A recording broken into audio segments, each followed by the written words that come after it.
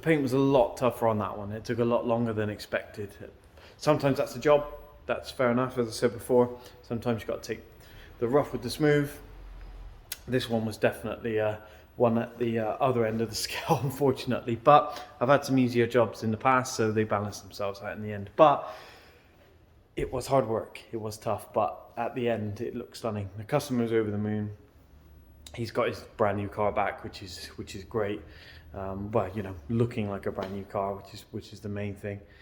And there was a really high level of correction there in the end. Actually, I was worried partway through while polishing that I wasn't going to achieve what I wanted, but I just kept my head down, just kept polishing. We got there in the end. So yeah, the coating really made that color pop as well. I moved it out into the sunlight to check it once completed, and it looks stunning. In the sun, it looked perfect. Like I say in here, we had the main lights off. We had, you know, you've got 8 or 9 different light sources, so it's going to show a lot more marks than what is going to be visible out there. And that's the main thing. That's where the car's going to live, outside. So happy days. He was over the moon, as I said, and that's the main thing.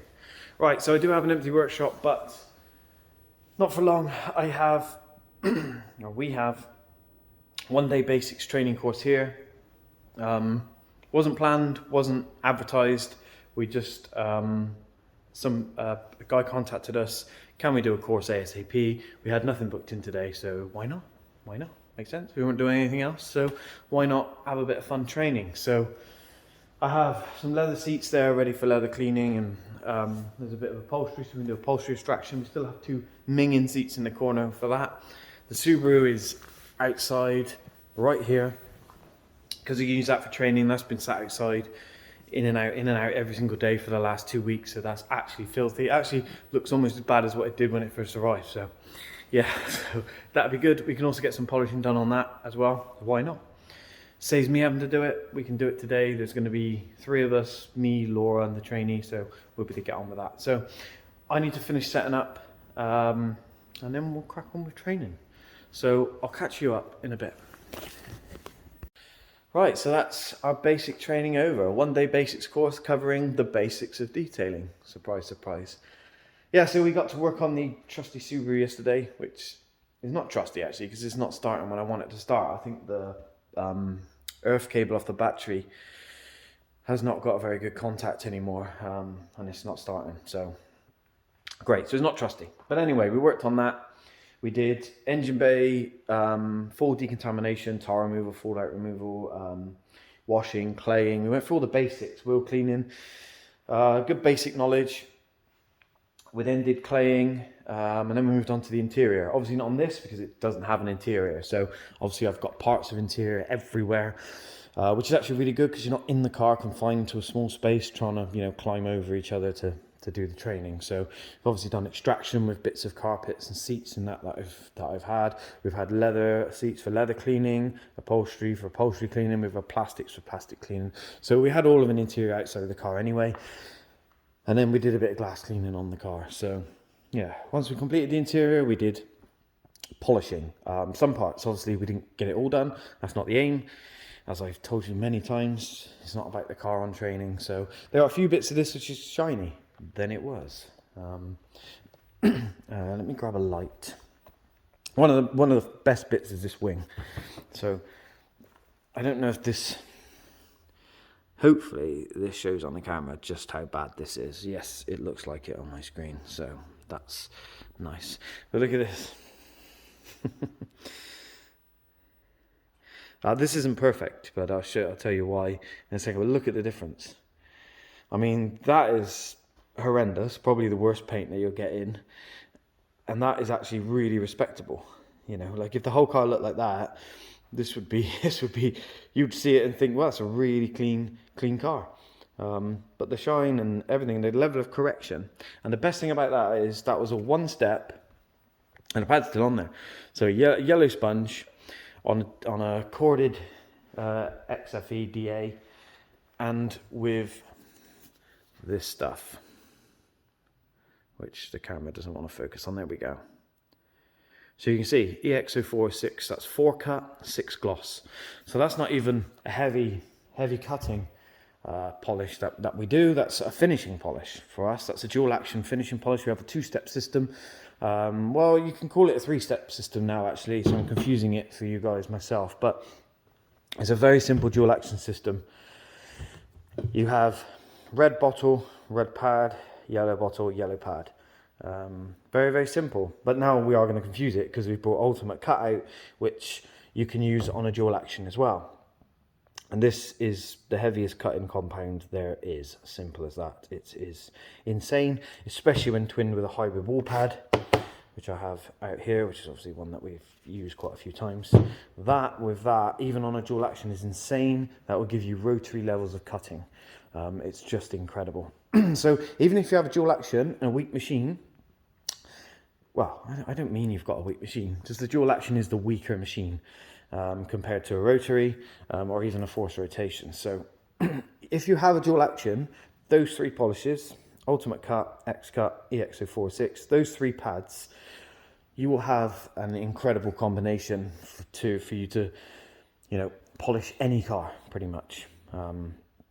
To perfection if you want to, you know. You've got to imagine that there. I mean, we know Subaru soft paint, so this is not, you know, there's a reason why I did it, because I wanted to show how powerful a 1-step can be with softish paint. So, you know, but that is just, you know, incredible.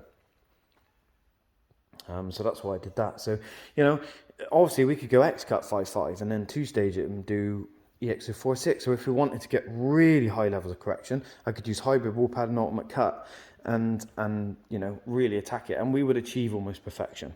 The thing you have to question though, and it's the same if you have a customer's car in or it's your own car in your driveway, sometimes you have to think, is it worth it?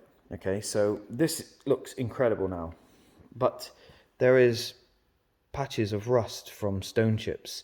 There's some nasty scratches which are irreparable. Okay, so is it worth me chasing all of the slightly deeper scratches that you can probably see in here?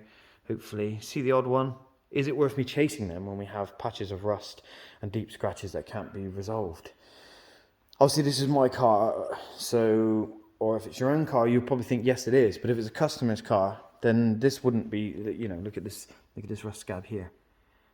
You know, this is where you try and manage customers' expectations and tell them, you know, there wouldn't be much point in me really attacking it and you spending loads of money on making it absolutely perfect with every little mark to come out when there's irreparable damage on there that needs painting. So, you know, it's managing customer expectations or your expectations. I mean, that to me on this car is good enough because it's going around a track, hopefully. So, yeah. So yeah, that was yesterday. So it's now Saturday. So, oh, we have some lovely Zestino tyres that's arrived for the Celica. Grego 7RS, soft compound, incredibly soft compound. Like my nail is marking it, it's that soft.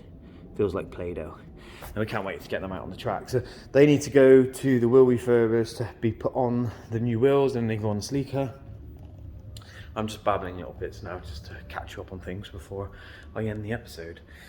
Lots coming up in the next episode actually. So the RX-7 is coming out. We have an event this weekend which is really exciting. And you guys haven't probably seen on the channel yet, I may have spoke about it a few times, but there is a sister car to this one. I don't own it. It's CJ's car that you've seen with the Subaru and things and the Celica. But there is a sister car to this, and trust me, if you know your anime, you'll know what the sister car is to that, and it's coming today, so it will be in the next episode, I hope, because it needs to be prepared for an event tomorrow. So that's all I'm going to say in this one, so you need to watch the next video to see that. But that's that. Unfortunately, there was some incredibly bad news yesterday while I was during training, and I was heartbroken, actually. I'm still devastated now. I'm getting better, but yeah, it was devastating. I'm going to show you what it was. Unfortunately, there was an accident and one of my cars was involved in it. Not while I was driving, it was parked up. And it got hit by a pallet of paint. Yeah, so I fell off the forklift, double stack pallets, went over and took out, I can't even look at it. I'm just going to show you, but yeah, decided to take out the elgrand. Yeah, it was a sad day. Now, you can see the splitter is beyond repair. so's the wing.